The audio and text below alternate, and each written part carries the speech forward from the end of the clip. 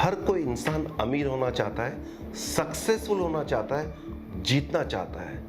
लेकिन जीतना ही सब कुछ नहीं है, क्योंकि जीतने के साथ साथ आपको हार का भी सामना करना पड़ता है। ऐसा कोई इंसान नहीं है जिसने लाइफ में सिर्फ और सिर्फ सक्सेस या जीत देखी हो। जीतने के साथ साथ हार भी देखी है, लेकिन डिफरेंस सिर्फ ये आता है कि जो हारता है या जिस समय आप हारते हैं उस समय आप कैसा महसूस करते हैं। आप हार के क्या बैठ जाते हैं या हार को सिर्फ और सिर्फ एक लर्निंग एक्सपीरियंस समझते हैं। यदि आप हार को लर्निंग एक्सपीरियंस समझते हैं तो ये आपके जीतने के रास्ते को प्रशस्त करता है। तभी तो कहा गया है कि हार कर जीतने वाले को ही बाजीगर कहते हैं, बाजीगर कहते हैं।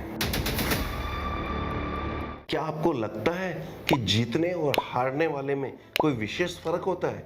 जी नहीं, ऐसा कोई विशेष फर्क नहीं होता है। बस परिस्थितियां और लक उसके साथ होता है तो वो जीत जाता है, और ये जब विपरीत होती है तो आदमी हार जाता है। लेकिन हाँ, जीतने वाले का कुछ न कुछ प्रैक्टिस, कंसिस्टेंसी जरूर होती है। सक्सेस कुछ डिसिप्लिन से ज़्यादा कुछ नहीं है।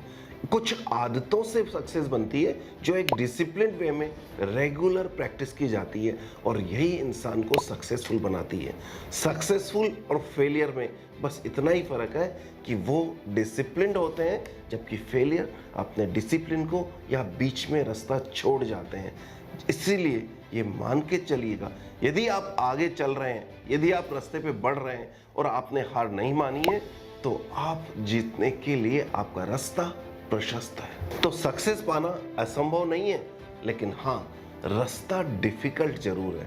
लेकिन डिफिकल्टी किस में नहीं आती है? एक छोटा बच्चा जब पैदा होता है और वो घुटनों से चलता है, वो भी उसके लिए डिफिकल्ट होता है। जब आपने पहली बार साइकिल चलाई होगी वो भी डिफिकल्ट होगी। लेकिन जब आप रेगुलर प्रैक्टिस, प्रोफेशनल प्रैक्टिस करते हैं, रेगुलर चलाते हैं, तो वो समय दूर नहीं होता है जब आप हाथ छोड़कर भी साइकिल चला पाते हैं। जीवन में 3 तरह के इंसान होते हैं। नंबर 1, जो अपनी गलती से सीखता है।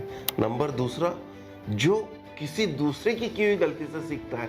और नंबर 3, वो गलती से कुछ नहीं सीखता है। आप किस कैटेगरी में आते हैं, यही डिसाइड करेगा कि आप सक्सेसफुल होंगे या फेलियर होंगे। यदि आप सक्सेसफुल इन्वेस्टर बनना चाहते हैं तो देखिए कि पहले के सक्सेसफुल इन्वेस्टर की हैबिट्स क्या थी।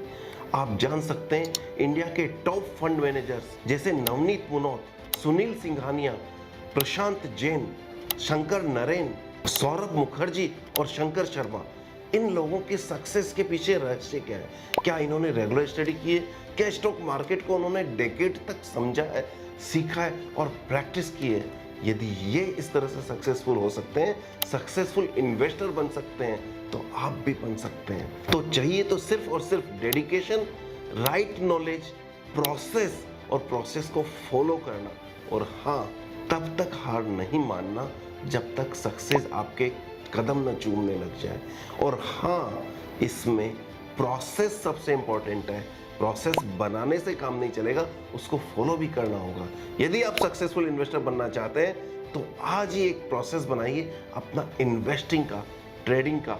और न सिर्फ बनाइए, वो टाइम टेस्टेड भी होना चाहिए, यानी कि बैक टेस्टिंग की होनी चाहिए, और साथ में फ्यूचर पॉसिबिलिटीज होनी चाहिए, उसका सक्सेस रेशियो होना चाहिए। यदि आप ऐसा कर पाते हैं तो आपको उसे फॉलो करना है, और वो दिन दूर नहीं जब आप भी एक सक्सेसफुल इन्वेस्टर होंगे। यह बात मत भूलिएगा, सक्सेस उन्हीं को मिलती है जो मेहनत करते हैं, और मेहनत करना आपके हाथ में है।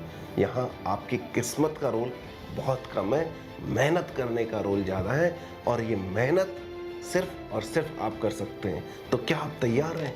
यदि आप तैयार हैं तो नेक्स्ट कुछ वीडियोस में हम बात करेंगे उन प्रोसेस के बारे में जो आपको एक सक्सेसफुल इन्वेस्टर और ट्रेडर बना सकता है। उन प्रोसेस के बारे में, उन तरीकों के बारे में जो एक सक्सेसफुल इन्वेस्टर या ट्रेडर बनने के लिए बहुत ज़रूरी है। क्या आप तैयार हैं? यदि आप तैयार हैं तो इस चैनल को लाइक कीजिए और सब्सक्राइब कीजिए। वो दिन दूर नहीं जब मैं आऊँगा आपके पास एक नई सीरीज लेकर, जिसमें हम बात करेंगे कि सक्सेसफुल इन्वेस्टर किस तरह से बन सकते हैं। All the best and happy investing. Thank you very much.